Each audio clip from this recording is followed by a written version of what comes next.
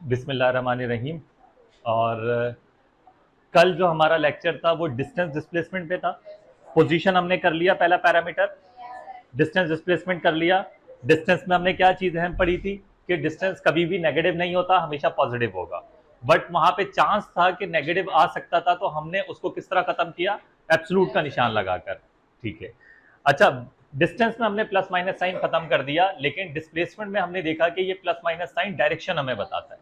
One dimension में, to dimension में भी प्लस माइनस साइन डायरेक्शन बताता है, लेकिन हमारे पास उससे बेहतर एक तरीके कार है। वहां हम डायरेक्शन जानते हैं टू डायमेंशन में एंगल के जरिए। ठीक है, एंगल के जरिए। फिलहाल आपका क्योंकि वन डायमेंशन से रिलेटेड आपकी बुक में मौजूद है, तो इसलिए हम टू डायमेंशन वाली चीज नहीं सीखेंगे। लेकिन आप जरा अपना पेज नंबर खोलें, स्केलर एंड वेक्टर के अंदर देखें, रिप्रेजेंटेशन ऑफ वेक्टर में वहां पे टू डायमेंशनल एक आपको वो दी हुई है। ये डायग्राम देखेंगे पेज नंबर 45 पे।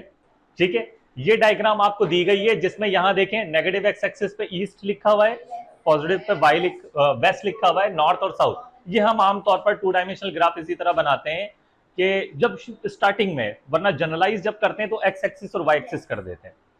किस तरह से? ईस्ट मतलब जहां से सूरज तुलू होता है और जहां पे सूरज गुरूब होता है, तो उस तरह आप इसको लेके खड़े हो जाएं, और टॉप साइड जो होगी वो नॉर्थ होगी और जो नीचे वाली साइड होगी वो साउथ होगी। तो इस तरह से हम बनाते हैं इसको टू डायमेंशनल ग्राफ को। अब ये जो आपका वो बना हुआ है, उसमें इस तरह से एक एरोहेड बना हुआ है। वेक्टर इसी तरह बनाते हैं ग्राफिकली। ठीक है। अच्छा, टू डायमेंशन में जो एंगल है वो हमें डायरेक्शन बताता है। एंगल हम कहां से बनाते हैं? वेस्ट से, या पॉजिटिव एक्स एक्सिस इस तरह कह लें। ये हमारा एंगल की रिप्रेजेंटेशन होती है। थीटा बराबर है मान लें 30 डिग्री के, और इस वेक्टर का कुछ ना कुछ मैग्नीट्यूड होगा। अगर ये फोर्स वेक्टर है तो फोर्स ले ले, मान लें 10 न्यूटन। मैंने अपने पास से कुछ लिख दिया। ठीक है, इसके ऊपर छोटा सा एरोहेड बनाना पड़ेगा क्योंकि ये वेक्टर क्वांटिटी है इसलिए। सो ये उसका मैग्नीट्यूड है और ये डायरेक्शन है। इस तरह से भी हम वेक्टर को रिप्रेजेंट करते हैं टू डायमेंशन में। अदरवाइज प्लस माइनस साइन से भी कर सकते हैं, लेकिन वो एक डिफरेंट तरीकेकार है। ज्यादा बेहतर तरीकेकार क्या है टू डायमेंशन में डायरेक्शन बताने का? थीटा। ये मैंने किस लिए बताया? एक तो आपकी बुक में भी बनी हुई है ये जो एग्जाम्पल है, इसलिए भी बताया, और दूसरा इसलिए भी बताया कि आपकी याद रखें कि सिर्फ प्लस माइनस साइन ही तरीकेकार नहीं है डायरेक्शन बताने का। वन डायमेंशन में सिर्फ प्लस माइनस साइन है, लेकिन टू डायमेंशन में प्लस माइनस साइन भी हो सकता है, लेकिन उससे बेहतर एंगल है थीटा। अभी एंगल क्या है अभी आपने पढ़ा नहीं है, तो कोई परेशानी की बात नहीं है। जब आपकी मैथमेटिक्स में थ्योरम्स होंगे उसमें आपको एंगल मैंने अच्छी तरह बता देना है, अगर मैं पढ़ाऊंगा तो आपको मैथ। ठीक है। सो बस ये समझ लें एंगल है क्या? ये रोटेशन है, कितना ये रोटेट करता है वेक्टर, इट इज एंगल, आसान अल्फाजों में। ठीक है, बाकी टेक्निकल डेफिनेशन वो बात की बात है। टू डायमेंशन क्यों कहा मैंने इस वेक्टर को? क्योंकि एक्स वाई दो एक्सिस बनाए हुए थे मैंने, एक एक्सिस नहीं बनाया था। अगर एक बनाता तो फिर वन डायमेंशनल वेक्टर होता। ओके, अब जो मेरा टॉपिक है, पोजीशन हो गया, डिस्टेंस हो गया, डिस्प्लेसमेंट हो गया। अब जो नेक्स्ट टॉपिक है वो है टाइम। टाइम को पहले देखते हैं, हमने वन डायमेंशनल लाइन पे देखना है। मैं एक लाइन बनाता हूं, ठीक है, जीरो मेरी चॉइस है, कहीं भी बना दूं, 1 2 3, -1 -2। जिस भी चीज की ये नंबर लाइन होती है उसको हम यहां पर लिखते हैं लाजमी। अब ये पोजीशन की नहीं है, ये टाइम की है, तो मैं या टी लिख देता हूं या पूरा टाइम लिख दें, कोई मसला नहीं है। आमतौर पर हम टी लिखते हैं, इससे पता लगता है टाइम है। फिलहाल मैं इसको लिख रहा हूं टाइम। अच्छा, ये हमने वन डायमेंशनल लाइन बनाई है, और इस लाइन पे हमने टाइम को प्लॉट करना है। तो जाहिर सी बात है, जब हमने स्पेशल एक्सिस, स्पेस से निकला था स्पेशियल, जिसको मैं स्पेटियल भी कह सकता हूं, आमतौर पे उसको स्पेशियल कहते हैं, यानी कि स्पेस से स्पेशियल, स्पेशल एक्सिस भी कहते हैं। अच्छा, क्योंकि टाइम की है, स्पेशल एक्सिस में क्या था, लेफ्ट भी जा सकते थे, राइट भी जा सकते थे, अप डाउन फॉरवर्ड बैकवर्ड जा सकते थे। तो 6 हमारे पास डायरेक्शन थी जाने के लिए, और डायमेंशन के हिसाब से कहा जाए तो 3 डायमेंशन थी। तो ये तो था स्पेशियल एक्सिस के हवाले से। टाइम के हवाले से क्या है ये भी तो देखना जरूरी है ना। टाइम सेम पैरामीटर थोड़ी है स्पेस की तरह। इसको देखते हैं। अब टाइम की प्रॉपर्टीज देखें। टाइम सिर्फ एक ही डायरेक्शन में होता है, और टाइम हमेशा फॉरवर्ड फ्लो करता है, बैकवर्ड कभी नहीं जाता। फॉरवर्ड फ्लो मतलब मकसद ये है कि अगर टाइम 2 सेकंड है, 2 सेकंड के बाद 3 सेकंड होगा। कभी ये नहीं होगा 2 सेकंड के बाद 1 सेकंड। कभी बैकवर्ड होता है टाइम? नहीं होता। ठीक है। अब जरा याद करें, जब हम डिस्प्लेसमेंट पढ़ लेते प्यारे बच्चों, लाइन तो यही थी ना, प्रॉपर्टीज तो सारी की सारी वही होंगी जो लाइन की थी। अगर कोई चीज फॉरवर्ड जा रही थी तो आंसर प्लस में था, जब कोई चीज बैकवर्ड जाती थी तो नेगेटिव में था, क्योंकि नेगेटिव डायरेक्शन हो गई थी। बैकवर्ड जाना, नेगेटिव की डायरेक्शन में जाना तो ही नेगेटिव होता था आंसर। अब बात यह है कि टाइम बैकवर्ड जाता ही नहीं है तो नेगेटिव होगा ही नहीं कभी, सिंपल सी बात है, ठीक है। तो इट मींस कि टाइम कभी नेगेटिव नहीं होगा क्योंकि वो बैकवर्ड नहीं जाएगा। भाई बात समझे ना, अगर ये पेन यहां पर है और ये यहां 2 सेकंड से मैंने घड़ी स्टार्ट की है, 2 सेकंड पे ये यहां था, 3 सेकंड बाद ये यहां आ गया, जब टाइम 3 सेकंड हुआ तो ये यहां आ गया। तो आपने क्या किया, इस 3 - 2 करेंगे ना, बाद वाले में से पहले वाला माइनस करेंगे, 3 - 2 क्या आ जाएगा, 1 आ जाएगा, +1 आएगा। अब अगर ये टाइम 2 सेकंड था और 1 सेकंड हो जाता, पीछे चले जाता तो माइनस होता, पीछे तो जा ही नहीं सकता, टाइम हमेशा फॉरवर्ड फ्लो करेगा, तो इसलिए टाइम हमेशा पॉजिटिव आंसर आता है, हमेशा ही पॉजिटिव रहेगा टाइम। ओके, एक तो बात ये हो गई कि बैकवर्ड फ्लो नहीं करता टाइम, हमेशा फॉरवर्ड फ्लो करता है, तो इस वजह से तो आंसर हमेशा पॉजिटिव ही रहेगा। अब दूसरी बात, क्या टाइम कभी -2 सेकंड होता है, नहीं होता। माइनस में होता है कभी भी टाइम, -2 -3 -100 नहीं होता। इसका मतलब ये कि प्यारे बच्चों, इस लाइन में से मुझे ये माइनस वाले नंबर हटा देने चाहिए, कोई फर्क नहीं पड़ता, होता ही नहीं टाइम माइनस, ठीक है।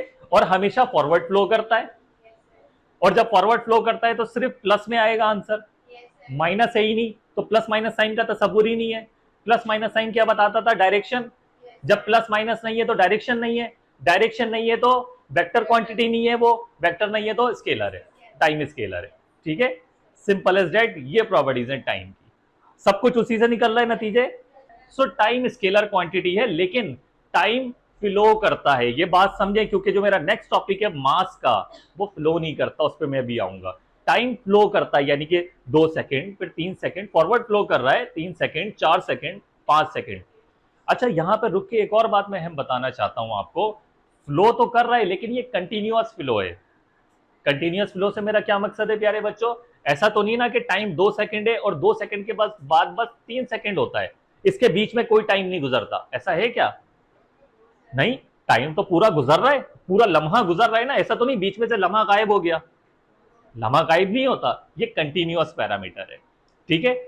दूसरा पैरामीटर क्या होता है, डिस्क्रीट, जो गैप गैप से होता है। इसकी मैं एग्जांपल आपको देता हूं, मिसाल के तौर पर जूते 2, एक भी हो सकता है, 1.5 तो नहीं हो सकते, एक सूट, आधा सूट नहीं हो सकता, या कंटिन्यूअस तो नहीं हो सकता सूट, एक ही सूट होगा, तो ये डिस्क्रीट है आम जबान में, ठीक है। ऐसा भी डाटा टाइप है जो डिस्क्रीट होता है, और लेकिन ये जो डाटा टाइप है ये कौन सा है, कंटिन्यूअस है। सो कंटिन्यूअसली फ्लो कर रहा है, बीच में टाइम का कोई गैप नहीं है, ये कंटिन्यूअस पैरामीटर है, यहां तक ठीक है। ओके, हमने टाइम बना लिया, और टाइम फ्लो करता है इसलिए उसको एक्सिस पे बनाया है मैंने, और फॉरवर्ड रहेगा तो ये स्केलर क्वांटिटी है। एक्सिस क्यों बनाया है, फ्लो की वजह से एक्सिस बनाया है, क्योंकि फ्लो कर रहा है। फ्लो से मुराद क्या है मेरी, या बढ़ रहा है, ये सिर्फ बढ़ रहा है, फॉरवर्ड फ्लो कर रहा है, बढ़ रहा है। सिर्फ फ्लो करने का मतलब बढ़ भी सकता है, कम भी हो सकता है, मैं वर्ड इस्तेमाल कर रहा हूं फॉरवर्ड फ्लो, यानी सिर्फ बढ़ रहा है, एक जगह रुका हुआ नहीं है। ओके, टाइम से मुतालिक कोई परेशानी, अगर कोई ऑब्जेक्ट टाइम 1 सेकंड, अगर कोई ऑब्जेक्ट टाइम 1 सेकंड, t = 1 था, ठीक है, इसको मैं t1 कह देता हूं, और t2 बराबर है 3 के, तो कितना टाइम लगाया इसने वहां से वहां आने में, 2 सेकंड। आपने कैसे निकाला, वही t2 - t1, change in time, जैसे वहां निकाला था change in position, change in time. Minus sign में से हम क्या निकालते हैं, चेंज, फर्क निकालना, चेंज का मतलब क्या होता है, फर्क, माइनस से क्या होता है, निकालते हैं फर्क, फर्क को इंग्लिश में क्या कहते हैं, चेंज, तब्दीली, कितना तब्दील हुआ वक्त यहां से यहां पहुंचने में, तो यहां से यहां पहुंचने में फर्क जो आप निकालेंगे वो कैसे निकालते हैं, माइनस से निकालते हैं, इसलिए माइनस आ रहा है बार बार, ठीक है। अच्छा, इस बात को शॉर्ट करके अगर आप लिखना चाहते हैं ना, t2 - t1, final minus initial, अब टाइम है तो final time minus initial time, इसको शॉर्ट करके हम लिख सकते हैं। मैथमेटिक्स में हमने एक छोटा सा निशान बनाया हुआ है, सिंबल डेल्टा, इसका मतलब ये होता है कि तब्दीली, बाद वाले में से पहले वाला माइनस करना है, ठीक है। चेंज किसको माइनस करना है, अगर आगे टी लिखा है तो टाइम को, ये इतनी सी बात ये बता रही है कि t2 - t1 है, इसको ओपन करके लिख देंगे तो ये बात आ जाएगी बीच में इक्वल लगा हुआ है, या ये लिख दें या ये लिख दें, बात बराबर है। छोटा करके लिखना चाहते हैं तो ऐसे आ जाएगा, ठीक है, और बड़ा करके इस तरह आ जाएगा। ये बात समझ आती है। इसका एक और नाम होता है इंटरवल, आपकी बुक में यूज हुआ है इंटरवल। कितना दौरानिया लगा, ड्यूरेशन भी कह सकते हैं, इंटरवल भी कह सकते हैं, ठीक है। T2 माइनस T1 खास वर्ड है टाइम के एतबार से इंटरवल। ओके, डेल्टा टी अगर पोजीशन होती तो जैसे x2 माइनस x1 था तो डेल्टा x आ जाता, डेल्टा के साथ क्या आ जाता, x आ जाता। यहां तक बात समझ आती है।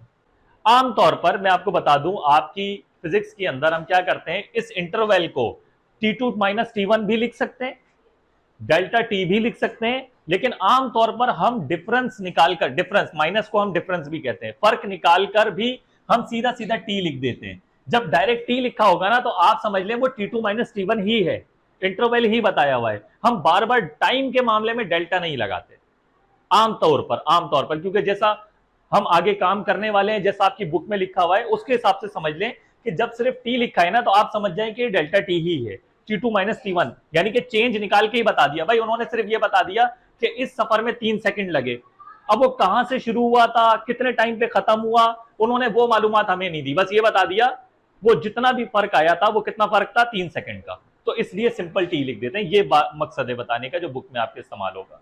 सो ये टाइम से रिलेटेड एक अहम मालूमात थी कि टाइम फॉरवर्ड फ्लो करता है, बैकवर्ड नहीं जाता, तो नेगेटिव नहीं हो सकता। टाइम इटसेल्फ नेगेटिव में होता भी नहीं है तो माइनस में भी नहीं जाएगा, सिर्फ पॉजिटिव डायरेक्शन में फ्लो करता है, तो हमेशा आंसर पॉजिटिव रहेगा। और स्केलर क्वांटिटी होती है टाइम।